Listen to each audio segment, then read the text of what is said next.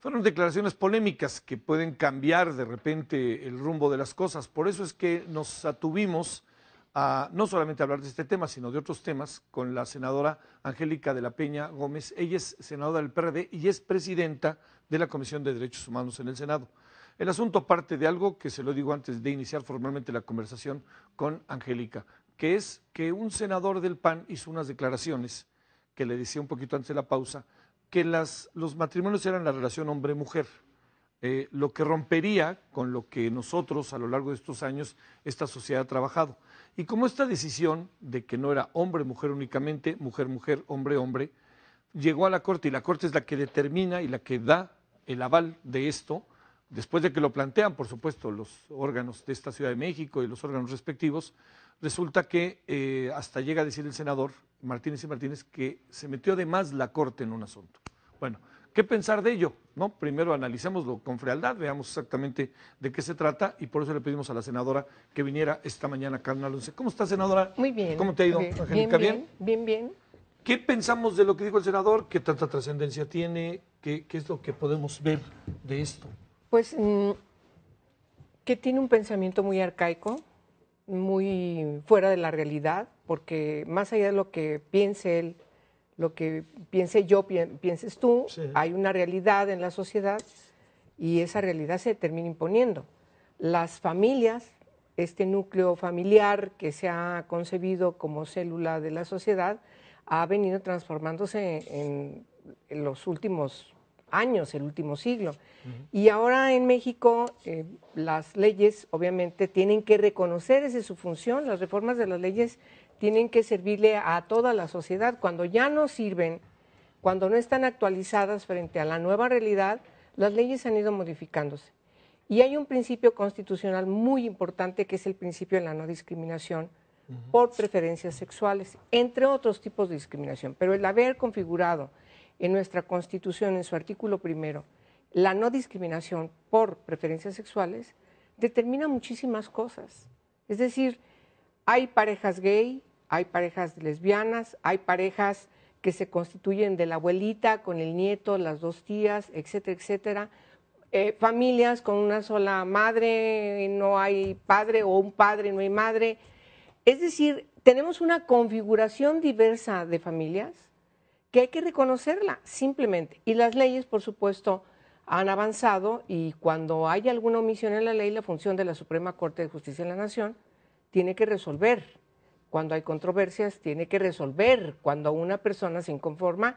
Y yo creo que lo que ha hecho la Suprema Corte ha sido correcto, es lo que esperamos de ella.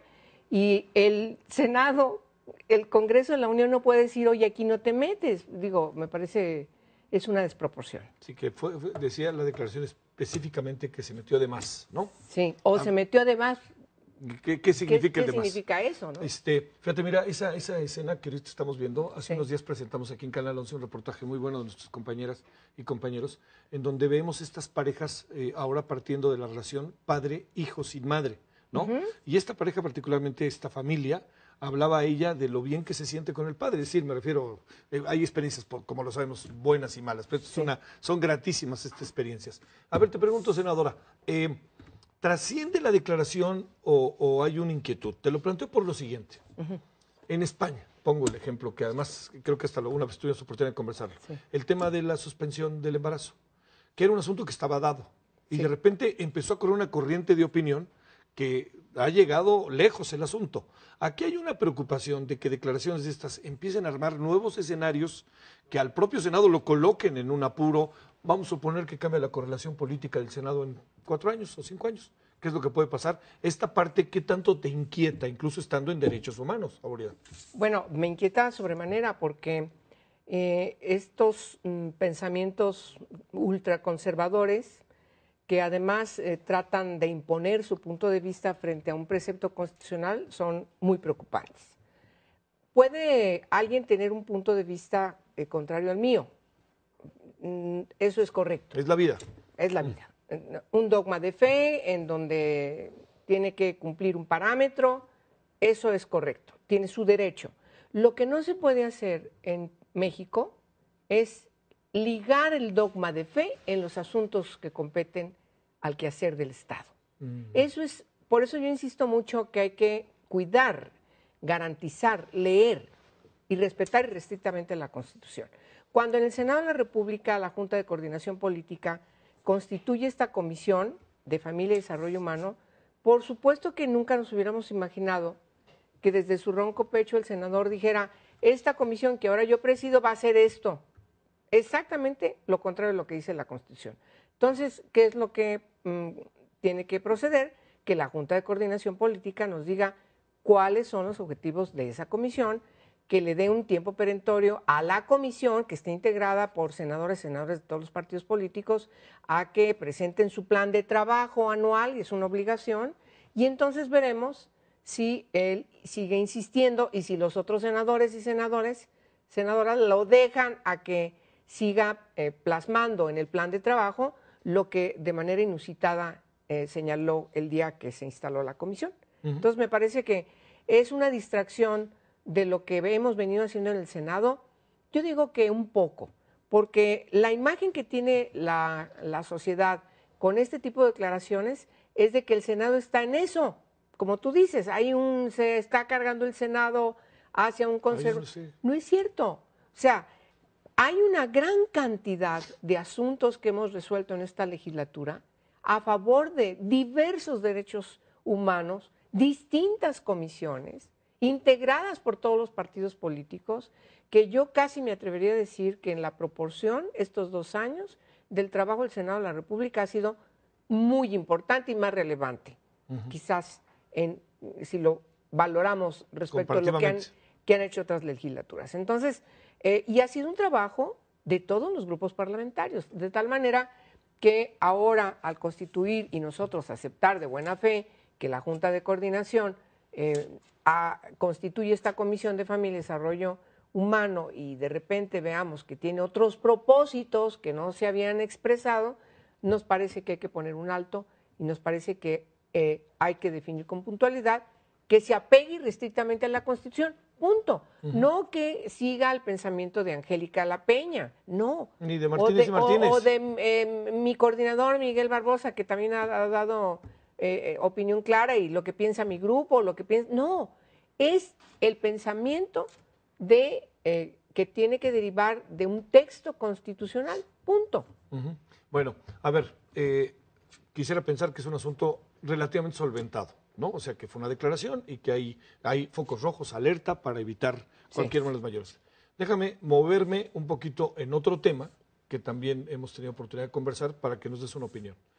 La reunión de diputados locales el fin de semana, diputadas y diputados locales en Cancún, genera, muchas personas me lo plantean, mujeres sobre todo, su inquietud de la equidad de género a la hora de los futuros cargos públicos que ahora se contemplarán. Y te voy a decir dónde está la preocupación. Sí. O sea, no es el 50 y 50 que todo el mundo dice bienvenido, sino cómo van a diseñar ese 50 y este 50. ¿Me explico? ¿Cómo van a colocar a las mujeres los propios partidos políticos, a lo mejor en algunos distritos o en algunos municipios en donde dicen, bueno, mándala porque ahí vamos a perder, o mándala hasta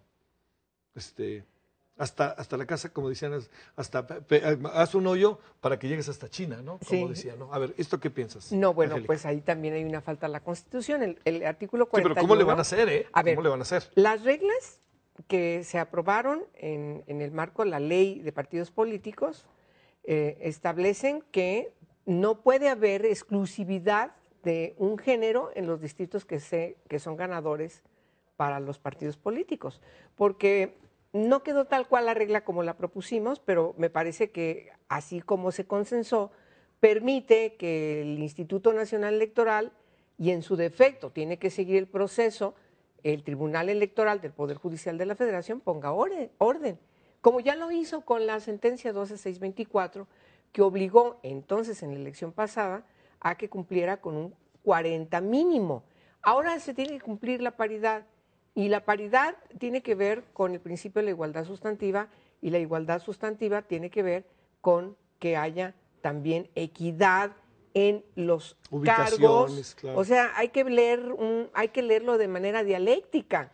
Entonces yo creo que hemos dado un avance muy importante en el precepto constitucional, y la próxima elección, en caso concreto de los cambios en la Cámara de Diputados, pero también en las cámaras locales, tienen que tener 50-50. Ahora bien, también las mujeres en los partidos políticos tienen que organizarse. Tienen que hacer su chamba. Tienen que hacer su chamba. Así pasa. Así como ahora están haciendo su chamba todas las familias de la diversidad sexual y se están moviendo, a propósito del primer tema, se están moviendo ante la Comisión Nacional de Derechos Humanos, se están moviendo ante CONAPRED. Qué bueno que lo hacen. Así las mujeres en los partidos políticos nos tenemos que Esa es su parte. poner las pilas para que realmente se cumpla el precepto constitucional. Para cerrar y volver al primer tema, hoy viene un artículo muy bueno que dimos cuenta de Pedro Salazar, del Instituto de Investigaciones Jurídicas de la UNAM, sobre la declaración del senador.